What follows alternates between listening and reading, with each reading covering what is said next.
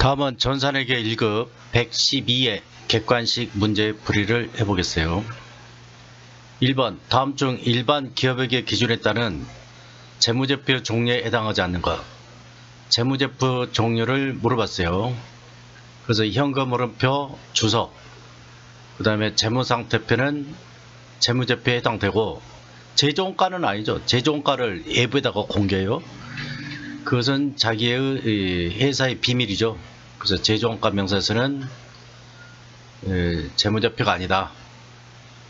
그래서 여기 보면은 재무제표에 해당되는 거, 재무상태표, 손익계산서, 현금흐름표, 자본변동표, 그 다음에 주석, 기밀성 주석할 때 주석, 재무제표에 포함된다. 재무제표가 아닌 거, 주기, 제조원가, 합계지 안액 시산표는 재무제표가 아니다. 이렇게 암기를 해주시고, 그래서 1번의 답은 3번. 2번 다음 중 정액법으로 감가상각을 계산할 때 관련이 없는 거. 자, 정액법은 취득원가에서 잔존가치를 빼죠. 그래서 나누기 내용연수. 그러면 잔존가치 있어야 되고 취득원가 있어야 되고 내용연수 있어야 되죠. 생산량은 필요 없죠. 답은 4번. 그래서 정률법은 취득원가 빼기 감가상각 누계 곱하기 정률 이렇게 계산하고, 생산량 비례법은 취득원가에서 잔존가치를 빼요. 그 다음에 곱하기 단기 생산량 나누기 총생산량, 총생산량 중에 단기 생산량 비율을 구합해서 그것을 곱해주는 거죠. 그래서 2번의 답은 4번이고, 그 다음에 3번 다음 중 이익잉여금 처분계산서에 나타나지 않는 거. 이익잉여금 처분계산서요? 이익준비금, 자기주식은 아니죠. 현금배당, 주식배당. 그러면 이것은 이 프로그램을 얼른 가서 KLF 프로그램을 얼른 가가지고 여기 이익잉여금 처분계산을 찾아요. 이익잉여금 처분계산을 찾으면은 여기 나오죠. 여기 이익준비금, 그 다음에 현금배당, 주식배당 나오죠. 자기주식은 아니죠. 자기주식은. 자기주식은 재무상태표에 있다. 다음 문제 4번. 다음 중 수익인식 기준에 대한 설명으로 잘못된 것은? 수익인식을 물어봤어요. 그래서 이탁매출은 이탁자가 수탁자로부터 판매 대금을 지급받는 때 수익을 인식한다. 이게 틀렸죠. 그래서 이탁자가 수탁자한테 물건을 보내죠. 그 물건을 이탁상품, 그 이탁상품을 수탁자가 소비자한테 팔 때 이때 수익인식을 한다 했죠. 그래서 수탁자가 소비자한테 팔 때 이때 수익인식. 1번은 틀린 말이에요. 돈 받을 때가 아니라 팔 때, 수탁자가 소비자한테 팔 때. 답은 1번이고, 2번 상품권 매출은 물품 등을 제공하거나 판매하면서 상품권을 회수할 때 수익인식은 맞죠? 상품권 팔 때는 선수금, 상품권을 팔 때는 선수금으로 해놨다가 나중에 실제 상품권과 물건을 교환할 때 그 상품권을 회수할 때 수익인식한다. 2번은 맞느냐 이거. 3번은 단기 할부 매출, 상품 등을 판매한 날의 수익인식 맞죠? 단기가 됐든 장기가 됐든 단기, 장기 모두 판매한 날에 수익 인식한다. 기억을 해두시고, 용역 매출은 진행 기준. 용역 매출은 진행의 정도에 따라서 진행률 계산해서 수익을 인식한다. 서비스 매출은 진행 기준 맞죠? 문제 5번 다음 중 개념과목의 분류가 나머지 개념과목과 다른 하나는 무엇인가? 임차 보증금은 기타 비유동자산이에요. 기타 비유동자산. 산업재산권, 프랜차이즈, 소프트웨어는 무형자산이다. 임차보증금은 기타 비유동자산이다. 이것도 프로그램 가서 확인해 보면은 금방 찾을 수 있다. 그 다음에 6번 다음 중 자본의 분류 성격이 아닌 것은? 자기주식은 자본 조정, 주식 할인 발행 차금, 이것도 자본 조정이죠. 자기주식 처분이익이요, 자본 잉여금, 감자차손은 자본 조정. 여기를 정리를 하면은 자본 잉여금은 주식 발행 초과금, 감자 차익, 자기 주식 처분이 세 가지를 기억하시고, 자본 조정은 주식 발행 초과가 있으면은 할인 발행 차금이 있겠죠. 손실이죠, 손실. 감자 차익 있으면 감자 차손, 손실. 자기 주식 처분 손실, 손실은 전부 다 자본 조정이에요.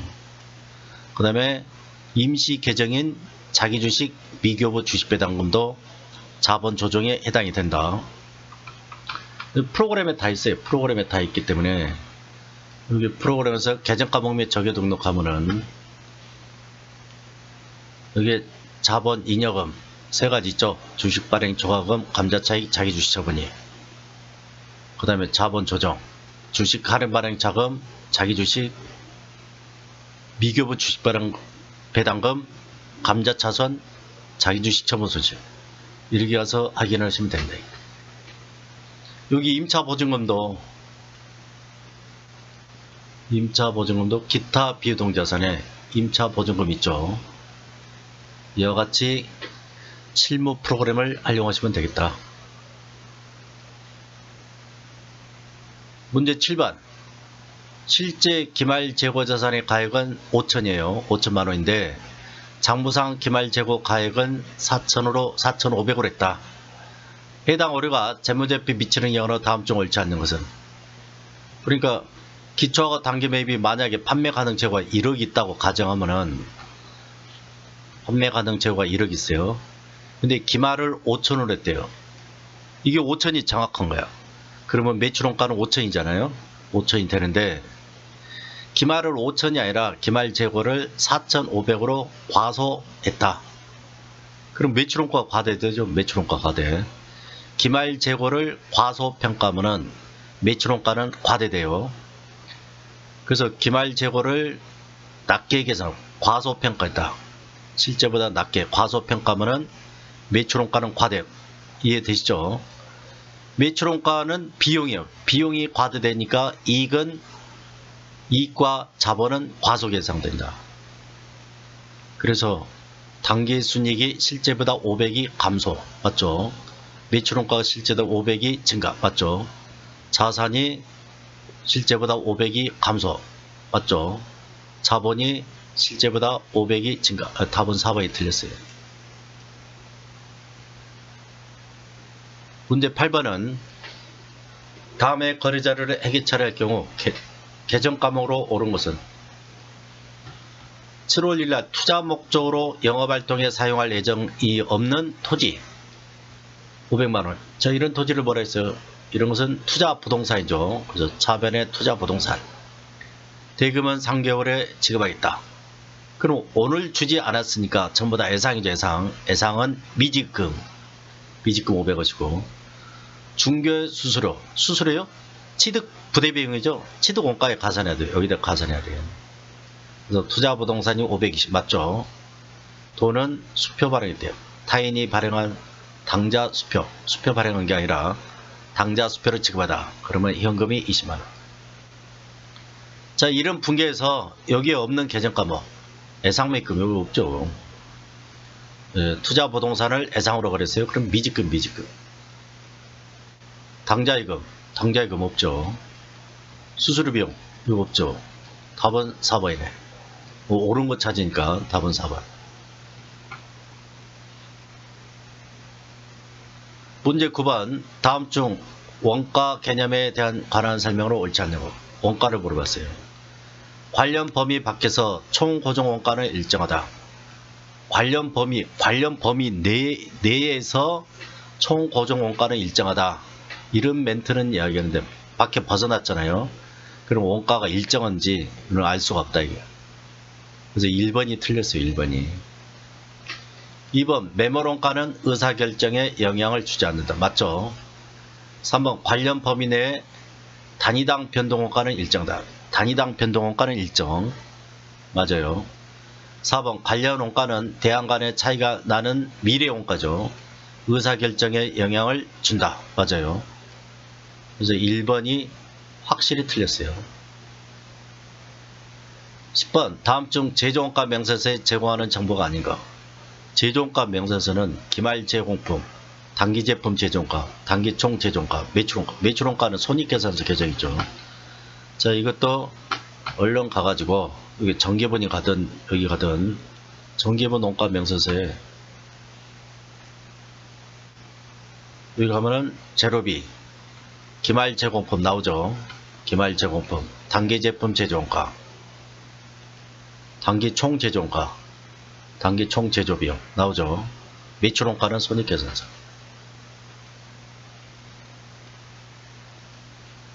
답은 4번이고요. 11번. 다음 중 보조부문의 원가 배부 기준으로 적합하지 않는 것은? 그래서 보조부문 원가하고 배부 기준. 건물 관리는 면적이에요. 면적 비율로 한다. 공장 인사 관리는 급여 총액이 아니라 인원수예요. 인원수. 전력은 사용량. 수소는 수소 횟수. 2번이 가장 인과관계가 없네요. 그래서 여기는 인과관계, 배부 기준은 인과관계가 높을수록 좋은 배부 기준이 된대. 그래서 11번의 답은 2번이고 12번. 다음 자료를 토대로 손익선지법 이는 직접 재료 원가 및 가공 원가의 완성품 환상량 계산이다. 이게 완성품 환상량 항상 한 문제 나오죠. 그래서 기초가 5,000개, 완성도는 70%. 여기 이 완성도는 여기 문제를 보시면 재료는 공정 초기에 전량 투입되며 이런 멘트가 있죠.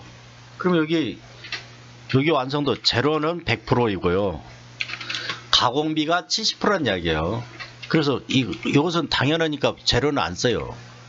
그래서 70%란 것은 가공비 완성도가 70%다. 재료의 완성도는 100%예요. 100%. 여기 재료 공정 초기에 전량 투입했대요. 전량 투입했으니까 더 이상 투입할 게 없잖아요. 재료의 완성도는 이런 여기 100%다. 이런 멘트가 나오면 가공비는 전량 투입이 불가능해요. 그래서 공정 전반에 건저 균등하게 발생하기 때문에 문제에서 이렇게 70% 30% 주어질 수밖에 없어요. 그래서 여기 보면은 이제 재료비부터 보면은 여기 이제 그런 이야기를 쭉 써놓고 직접 재료 원가의 완성품 환상량은 완성품이 3만 개. 3만 개는 다 재료가 다 투입이 됐죠. 그러니까 완성된 거 아니에요. 그래서 여기는 재료는 3만 개가 다 투입이 됐고 기말에 10,000개. 기말에 10,000개가 있어요. 기말 제공품이 10,000개죠. 여기 또 재료가 다 투입이 됐대요. 초기에 다 투입했으니까 그 이후로는 전부 다 완성되는 거예요. 그 다음에 기초 5,000개. 기초 5,000개는 빼줘야 되겠죠. 기초는 빼주는 거예요. 그래서 여기까지 하면 평균법이죠. 평균법이 지금 4만 개예요. 평균법이 4만 개인데 기초를 빼야 되겠죠. 선입선지법은 기초를 빼줘요. 평균법에서 기초를 빼니까. 그래서 4만 개에서 5,000개를 빼니까 35,000개 나오고 가공비는 전량 투입이 불가해요. 그래서 문제에서 가공비 완성도가 주어진다. 그래서 완성품 3만 개는 이미 다 완성이 됐죠. 가공을 더 이상 할 게 없어요. 그러니까 100% 투입이 됐고, 그래서 3만 개고, 기말은 10,000개인데, 기말의 완성도는 30%예요. 30%. 그러면 3,000개. 거기다가 이게 평균법이죠. 평균법의 완성품 완상량이고, 빼기 기초를 빼줘야 돼요. 5,000개 곱하기 70%. 5,000개 곱하기 70%는 정계에서 투입된 거예요. 정계 투입된 거. 여기 5,000개 곱하기 70%를 빼줘야죠. 그러면 29,500개가 나온다. 자, 그래서 12번은 완성품 완상량 꼭 한 문제씩 나와요. 그 다음에 13번. 다음 중 우리나라 부가세법의 특징으로 옳지 않는 것은? 소비지국이죠. 소비지국 과소원칙 맞아요. 생산지국 이게 틀렸죠. 답은 2번이 틀렸어요. 전 단계 세액공제법, 그 다음에 간접세 맞죠. 자, 우리나라는 수출국 생산지죠. 생산지에서 영세를 적용하고, 그러니까 수출국에서는 영세를 적용. 그래서 우리 수출은 영세를 적용하고 수입국 소비지에서 과세된다. 그것은 이중과세 방지를 해서 수출할 때도 10%, 수입할 때도 10%면 이중과세가 되잖아요. 그래서 한쪽은 영세를 적용하고 수입국, 소비지국에서 10% 과세한다. 우리나라는 소비지국 과세원칙입니다. 답은 2번이 틀렸어요. 14번 다음 중 부가세에서 과세기간 등에 대한 설명으로 옳지 않는 것. 과세기간을 물어봤어요. 1번 사업 개시 이전에 사업자 등록을 신청한 경우에 최초의 과세기간은 그 신청한 날로부터 신청일이 속하는 과세기간의 종료일까지 한다. 이게 뭔 소리냐? 이게 숫자를 써보면 돼요. 만약 신청일이 5월 5일이다. 사업 개시일이 5월 10일. 사업 개시하기 이전에 신청을 먼저 사업자 등록을 신청했다. 그러면 과세기간은 언제냐? 과세기간은 신청일에 속하는 과세기간 종료일. 신청한 날부터 해줘. 그래서 5월 5일부터 7월 30일까지. 과세기간 종료일이 7월, 여기 6월 30일이죠. 6월 30일. 6월 30일까지. 이게 하나의 과세기간이 된다. 알겠죠? 사업자가 폐업하는 경우 과세기간은 폐업일에 속하는 과세기간의 개시일부터 폐업일까지 한다. 만약에 3월 5일날 폐업했다. 그러면 과세기간은 1월 1일부터 3월 5일까지 이다 이거죠. 알겠죠?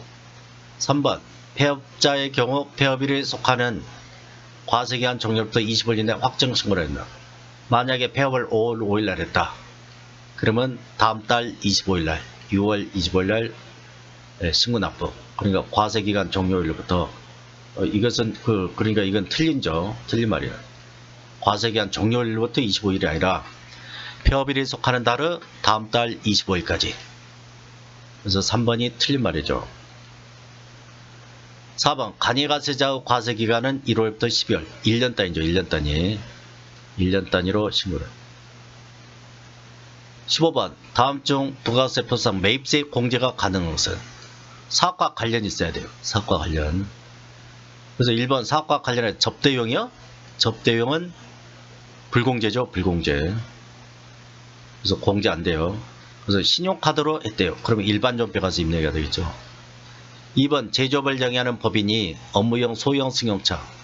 승용차인데 1998cc다. 공제 안 되죠. 1000cc까지는 공제돼요. 1000cc는 공제되는데 1000cc 이하까지는 되는데 1998cc, 98c는 공제 불가. 공제 안 돼요. 3번 제조부서의 화물차는 공제돼요. 사업을 이해한 거다. 사업을 이해한 거다. 승용차는 규제 대상이에요. 규제 대상. 근데 화물차는 사업을 이해한 거니까 공제된다. 그래서 세금 계산서 받았죠. 그래서 3번은 공제되고 4번 회계부서에서 사용할 물품을 구매하고 받은 간이영수증. 간이영수증이요? 매입세 공제가 안 되죠. 그래서 매입세 공제를 받으려면 세금 계산서, 신용카드, 현금영수증 이런 증빙을 받아야 되죠. 그래서 그런 매입세만 공제 가능하다. 자, 여기까지 해서 112회 전산회계 1급 객관식 문제를 풀어봤어요. 수고들 하셨습니다.